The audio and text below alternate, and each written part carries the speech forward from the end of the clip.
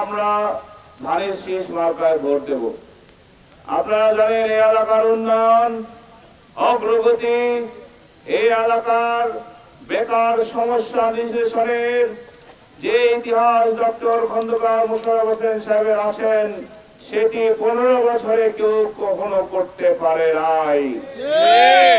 আপনারা রেখেছেন এই এলাকা সহ সারা বাংলাদেশ, সারা দাউদকান্দির এমন কোন জায়গায় নাই যেখানে লোক ঢাকার কোনো না কোনো হাসপাতালে চাকরি করে না, ঠিক না?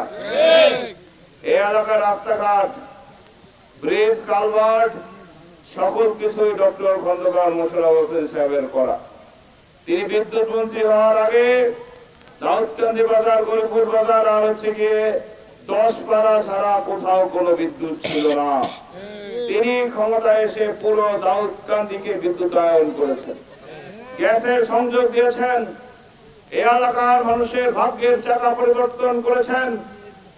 এই যে জায়গায় দাঁড়িয়ে আছি, তিনি 2টি কলেজ, 3টি হাই স্কুল, মাদ্রাসা করেছিলেন। তার পরবর্তী পরিকল্পনা ছিল এই পাঠানতলীতে একটা স্কুল করা, ঠিক না? এই জায়গাটা 132 শতক। তিনি নিজে এই জায়গাটা শুধুমাত্র বিদ্যালয় করার জন্য এটি নিয়েছিলেন, কিন্তু পরবর্তীতে ক্ষমতা পরিবর্তন করার পরে 15 বছর কোন শিক্ষা প্রতিষ্ঠান হয় নাই। এই মাহমুদপুর ইউনিয়নে কোনো হাই স্কুল নাই। আমাদের মা বোনেরা, যুবক ভাইরা যারা স্কুলে যায়, ছোট ভাইরা, তাদের দূরে দূরে গিয়ে তাদেরকে পড়াশোনা করতে হয়। আজকে আমরা বলে যেতে পারি, যদি আপনারা আগামী 12 তারিখ আমাদের নির্বাচিত করেন, তাহলে এখানে স্কুল নয়, একটা স্কুল এবং কলেজ ইনশাআল্লাহ প্রতিষ্ঠা।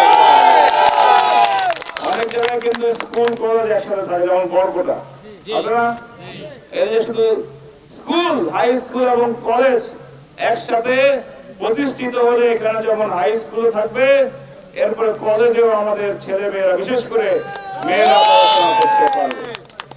আমি আমাদের যে মা বোনেরা দাঁড়িয়ে আছেন, আপনাদের উদ্দেশ্যে একটা কার্ড দেখাতে চাই। এটাকে বলে ফ্যামিলি কার্ড।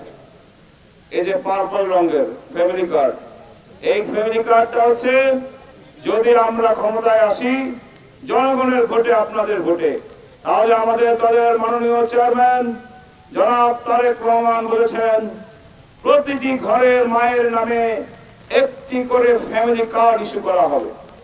এই কার্ডের মাধ্যমে মাসে 2 থেকে 2,500 টাকা আমাদের মাদের হাতে পৌঁছে যাবে।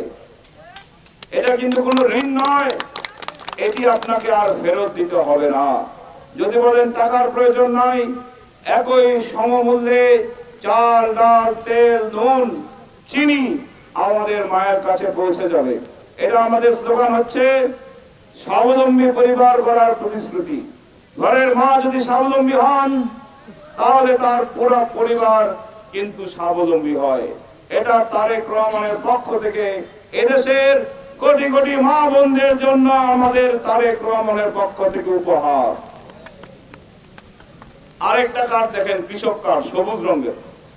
এই কৃষক কার্ডটি হচ্ছে এমন একটি কার্ড যা বাংলাদেশের কোটি কোটি কৃষকের হাতে পৌঁছাবে।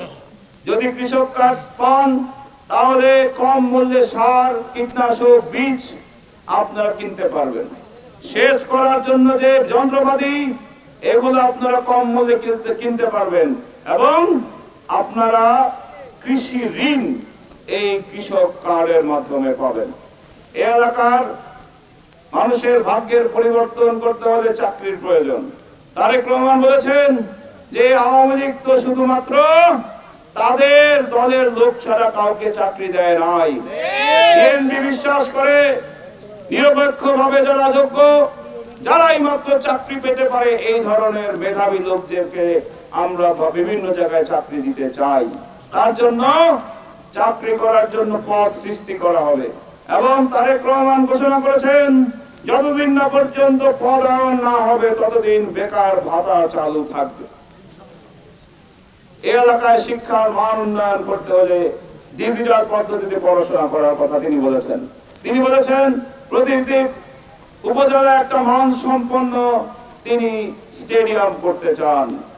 আমাদের যারা আলেম সমাজ রয়েছেন, খতিব সাহেব, ইমাম সাহেব, আমাদের মুয়াজ্জিন সাহেবদের ইমাম, খতিব, মুয়াজ্জিন কল্যাণ ট্রাস্ট গঠন করে তাদেরকে সম্মানী বাড়িয়ে দেওয়া হবে এবং তাদেরকে এদেশে সর্বোচ্চ সম্মান দেওয়া হবে।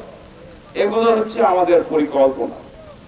আমাদের পরিকল্পনা আমরা সনাতন ধর্মাবলম্বী সহ সকল ধর্মের সমান অধিকার এবং প্রত্যেকটি ধর্মাবলম্বী আমাদের ৩১ দফার ১৬ নম্বর দফায় বলা আছে, বিএনপি ক্ষমতায় আসলে সকল ধর্মের সমান অধিকার, স্বাধীনতা এবং সকল ধর্মাবলম্বীকে সর্বোচ্চ সম্মান দেওয়া হবে।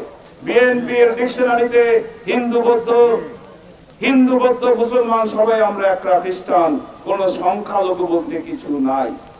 সকল সমস্যার সমাধান, আপনাদের এলাকার নিরাপত্তা আমরা ৫ বছরের জন্য দায়িত্ব নেব। ভোট দিব কিসে? ভোট দিব কিসে? এবং আমাদের মাঝে আরো সকল নেতৃবৃন্দ আছেন। সূচনা community.tv, বিনোদনের পাশাপাশি খবর।